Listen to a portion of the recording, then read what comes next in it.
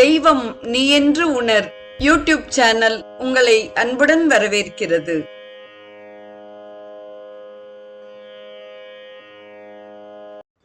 அன்பு உள்ளங்கள் அனைவருக்கும் உற்சாகமான இனிய சுபதின வணக்கம். இன்றைய ஸ்ரீ கௌமாரம் நிகழ்வில் கந்த புராணத்தில் ஐயனாரின் அவதாரம் குறித்து முதலில் நாம் சிந்திக்க இருக்கிறோம். தேவர்களும் அசுரர்களும் சேர்ந்து பார்க்கடலை கடைந்து அமுதத்தை எடுத்தனர். அசுரர்களுக்கு அமுதம் கிடைக்காமல் செய்திட திருமால் மோகினி வடிவம் கொண்டார். மோகினியின் அழகில் மயங்கிய அசுரர்கள் தங்களுக்கு மோகினியே வேண்டுமென்றார்கள். தேவர்கள் அமுதமே வேண்டும் என்றனர். திரண்ட மென்முலைகளை உடைய மோகினியை கூட விரும்பிய அசுரர்கள் யாவரும் தங்களுக்குள் சண்டையிட்டு மடிந்தனர். எவ்வாறெனில், மூங்கிற்கிளைகள் ஒன்றுக்கொன்று உரசித் தோன்றும் தீயில் அவை தாமே அழிவது போல் இருந்தது. இக்காட்சியை கச்சியப்பர் கொம்மை துணை மென்முலை அண்ணலை கூட யாரும் வெம்மைப்படலால் இகல் கொண்டனர். வேறு வேறு தம்மிற் பொருது முடிந்தார் கிளை தம்மில் உற்ற செம்மை கனலால் முடிவுற்றிடும் செய்கையே போல் என்று கூறுகிறார். பரந்து விரிந்து வளர்ந்து நிற்கும் மூங்கிற்காட்டில் மூங்கில் கிளைகள் ஒன்றோடு ஒன்று உரசுவதால் தானாக நெருப்பு பற்றிக் கொள்ளும். அதனால் மூங்கிற்காடு முழுவதும் எரிந்துவிடும். அசுரர்களும் தங்களுக்குள் ஏற்படும் சண்டையில் முழுவதுமாக மடிந்து போவார்கள். மோகினிக்காக தங்களுக்குள் சண்டையிட்ட அசுரர்கள் அழிந்தார்கள். உமை, திருமால், காளி, துர்க்கை என்று 4 சக்திகளில் திருமாலும் ஒருவரே ஆகிய இயல்பை காட்டும் வண்ணம் ஆலமுண்ட கண்டத்து அண்ணலாகிய ஈசன் மோகினியும் ஆசை கொள்ளத்தக்க எழில் மிகுந்த வடிவத்தை எடுத்துக்கொண்டு மோகினி இருந்த இடத்திற்கு சென்று கூடினான். இக்காட்சியை கச்சியப்பர் 4 வகைப்பட்ட நன்னிய சக்தியுள் மாலும் ஆதலின் மற்றது காட்டுவான் ஆல கண்டத்தன் அச்சுதன் அச்சுறும் கோலமெய்தி குறுகினன் அவ்விடை என்று போற்றுகிறார். இருண்ட கருங்கடல் போன்ற திருமேனியும் வானில் உலாவும் செஞ்சடையும் கையில் மலர்ச்செண்டும் உடைய ஆற்றல் மிகுந்த ஒரு மகன் தோன்றியவுடன் ஈசன் மோகினியிடமிருந்து விலகினான். இவ்வரிய குழந்தை பிறந்த காட்சியை கச்சியப்பர் மை கருங்கடல் மேனியும் வானுலாம் செக்கர் வேணியும் செண்டுரு கையுமாய் உக்கிரத்துடன் ஓர் மகன் சேர்தலும் முக்கண் எந்தை முயக்கினை நீக்கினான் என்று போற்றுகிறார். இப்பாடலில் உக்கிரம் என்ற சொல்லுக்கு மிகுந்த ஆற்றல் என்பதே பொருளாக அமைகிறது. அவ்வாறு ஹரிகர புத்திரராக தோன்றிய குமாரனே ஐயனாராவார். அரிய வரங்களை கொடுத்து ஈசன் அக்குமாரனை ருத்திரர் கணத்தில் சேர்த்து உலாவச் செய்தான். சாஸ்தா என்றால் காப்பாற்றுபவர் என்று பொருள். ஐயன் என்றால் தலைவன் என்று பொருள். கிராமங்களில் காவல் தெய்வமாக இருந்து ஊரை காப்பதாலும் ஊருக்கு தலைவனாக விளங்குவதாலும் அப்பெயர்களை பெற்றார் ஐயனார். ஊரின் எல்லைப்புறத்தில் இருந்து காக்கும் ஐயனாரை சிலப்பதிகாரம் புறம்பனையான் என்று கூறுகிறது. சிலப்பதிகாரம் புகார் நகரில் புறம்பனையான் வாழ்கோட்டம் இருந்ததாகவும் குறிப்பிடுகிறது. அந்த ஐயனார் தனிமையில் இருக்கும் இந்திராணியை காப்பாற்றுவார் என்று இந்திரன் எடுத்து விளக்கினான். அதனால் இந்திராணி மனம் ஆறுதல் அடைந்து இந்திரனுக்கு விடை கொடுத்து அனுப்பினாள். இந்திரன் அமரர்களுடன் கைலைக்கு புறப்பட்டு சென்றான். தொடர்ந்து நாம் சிந்திக்க இருப்பது கைவிடாத கடவுள் என்பது குறித்ததாகும். இந்திரன் கைலைக்கு சென்றவுடன் இந்திராணி தவம் மேற்கொண்டாள். தனது உடல் மெலிவதையும் பொருட்படுத்தாது கடுந்தவம் இயற்றினாள். அவள் தவம் இயற்றி வந்த சோலையின் பக்கமாக சூரனின் தங்கை அஜமுகி வந்தாள். அவளுக்கு துணையாக துன்முகி என்பவளும் வந்தாள். அங்கு காவல் பணியில் ஈடுபட்டிருந்த ஐயனாரின் படைத்தலைவரான வீரமாகாளர் அஜமுகியை கண்டார். இக்கொடியவளின் வரலாற்றை அறிந்த நான் இவளுடைய செயல்களை மறைந்திருந்து பார்ப்பேன். இவள் செய்யும் குற்றத்திற்கு ஏற்ற தண்டனையை கொடுப்பேன் என்று கூறிய வீரமாகாளர் வில்லை கையிலேந்திய வேடர் உருவத்துடன் மற்றொரு இடத்தில் இருந்து கவனித்தார். இக்காட்சியை மற்ற இங்கு இவள் செயல் யாவையும் வரலாற்றோடு காணத் தெற்றரென்று அவன் மீள்குன்றிழ் செவ்வே எதிர்போந்து குற்றம் தனக்கு இசையும் திறம் முடிப்பேன் என கொலை செய் விற்றங்கிய புய வேடரில் வேறோர் இடை நின்றான் என்று கூறுகிறார். அஜமுகி இந்திராணியின் அழகை கண்டு வியந்தாள். இவளை எப்படியும் சூரனிடம் சேர்ப்பேன் என்று கூறினாள். தவத்தில் அமர்ந்திருந்த இந்திராணியிடம் சூரனின் வீரம், வரம், புகழ் அனைத்தையும் விளக்கிக் கூறினாள். இந்திரனை விட சூரன் பல வகையாலும் மேம்பட்டவன் என்று எடுத்துரைத்தாள். அஜமுகியின் சொற்களை கேட்டு காதுகளை பொத்தி ஆற்றொணாது அழுதாள் இந்திராணி. பிரம்மனின் குமாரரான காசிப முனிவரின் பெண்ணான அஜமுகி அவ்வாறு பேசுதல் தகாது என்று கூறிய இந்திராணி அஜமுகியை அவ்விடத்திலிருந்து அப்பாற் செல்ல வேண்டினாள். ஆனால் அஜமுகி மீண்டும் சூரனின் பெருமைகளையும் இந்திரனின் சிறுமைகளையும் எடுத்துக் கூறினாள். எனது அண்ணன் சூரன் அழிவில்லாத ஆயுளை உடையவன்.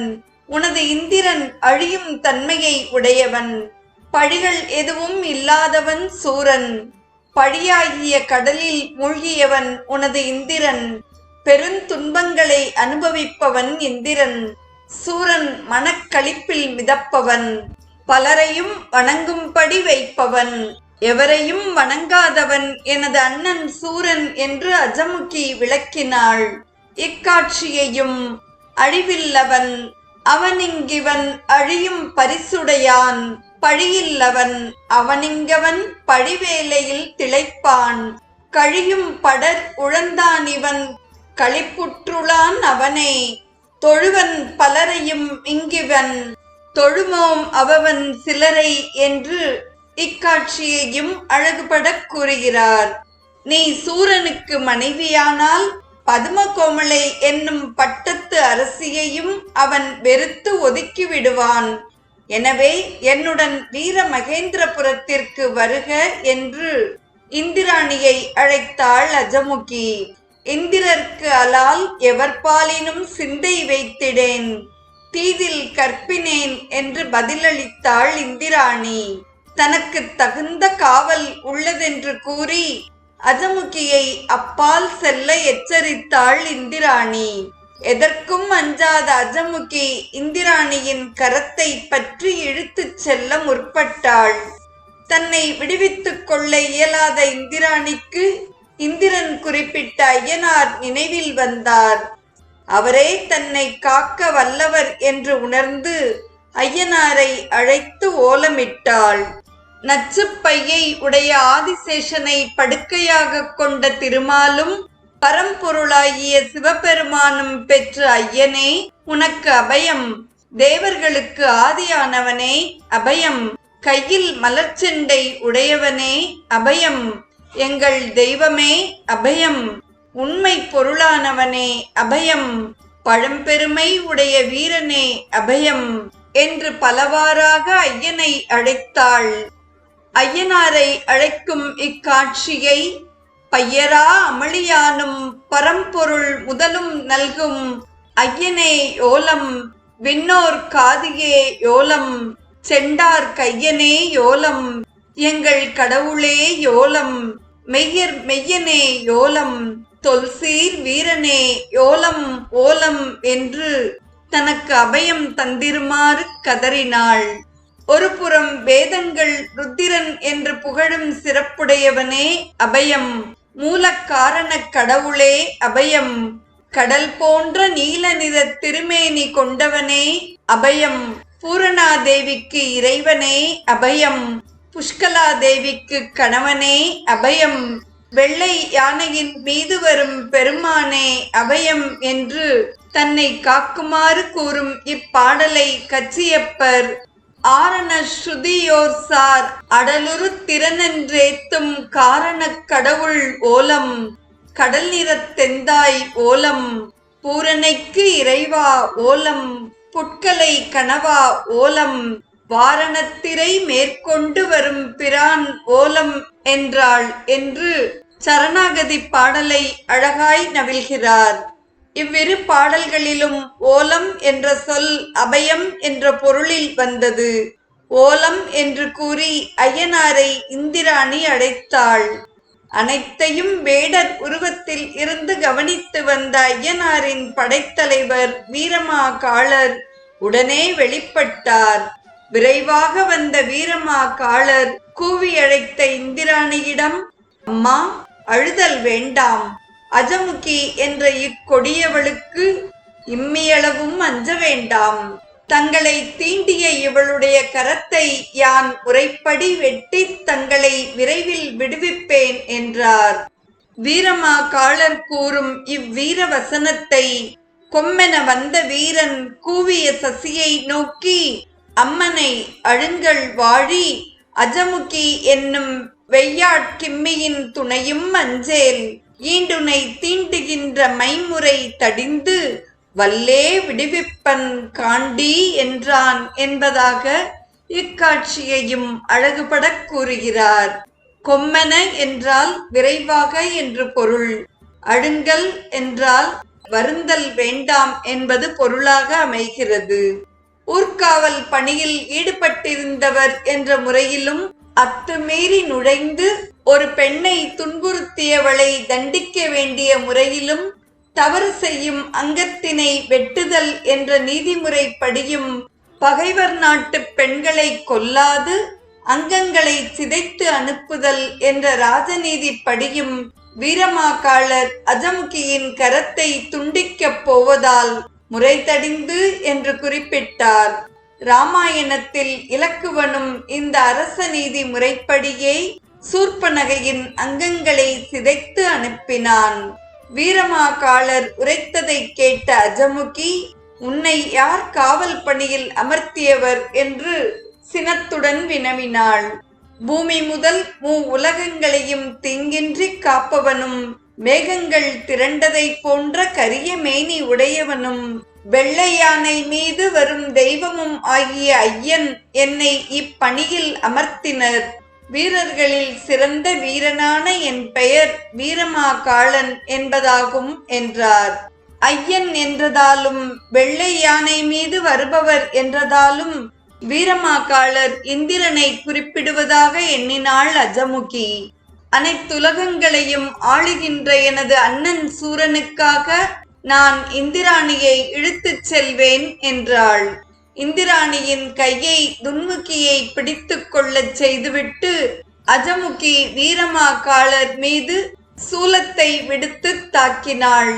வீரமா காளர் அச்சூலத்தை தனது வாளால் துண்டித்தார். அஜமுகி ஒரு மலையை எடுத்து வீரமா காளர் மீது வீசினார். அந்த மலை வீரமா காளரின் வாளை துண்டித்தது. வீரமா காளரை வெல்லுவது அரிது என்று அஜமுகி உணர்ந்தாள். அதனால் விரைவாக இந்திராணியை இழுத்துக்கொண்டு ஓடத் தொடங்கினாள்.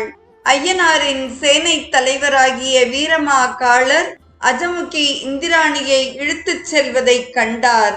ஓடுகிறாய் போலும், நில்லென்றார். தனது செங்கையால் அஜமுகியின் கூந்தலை பற்றி இழுத்து தமது அறையில் செருகியிருந்த உடைவாளை எடுத்து மயில் போன்ற இந்திராணியை தொட்ட கையை வெட்டினார். அதனை கண்ட விண்ணவர்கள் துள்ளினர். அஜமுகி அழுதபடியே கீழே விழுந்தாள். அவளுடன் வந்து இந்திராணியின் கையை பிடித்த துன்முகியின் கரத்தையும் வெட்டினார் வீரமா காளர். இந்திரன் இந்திராணியிடம் கூறியிருந்தபடி மகாசாஸ்தா இந்திராணியை கைவிடாது காத்தார். சீர்காழியில் இப்பகுதி கைவிடான் சேரி என்று அழைக்கப்படுகிறது. நாளைய நிகழ்வில் ஐயனார் சம்சாரி, ஐயப்பன் பிரம்மச்சாரி என்பது குறித்து சிந்திப்போம். இன்றைய ஸ்ரீ கௌமாரம் நிகழ்வில் கந்த புராணத்தில் ஐயனார் அவதாரம் குறித்தும் கைவிடாத கடவுள் குறித்தும் பகிரப்பட்ட செய்திகளையெல்லாம் செவிமடுத்த அத்துணை நல்ல உள்ளங்களுக்கும் நெஞ்சார்ந்த நன்றி. மீண்டும் நாளைய நிகழ்வில் இணைவோம். தெய்வம் நீ என்று உணர் யூடியூப் சேனலை கேட்டு மகிழ்ந்த நீங்கள் உங்கள் நட்பு வட்டத்திற்கும் பகிர்ந்து தொடர்ந்து உங்களது நல்ல ஆதரவினை சப்ஸ்கிரைப் செய்து வழங்குமாறு அன்புடன் வேண்டுவது உங்கள் அன்பின் விசாலம்.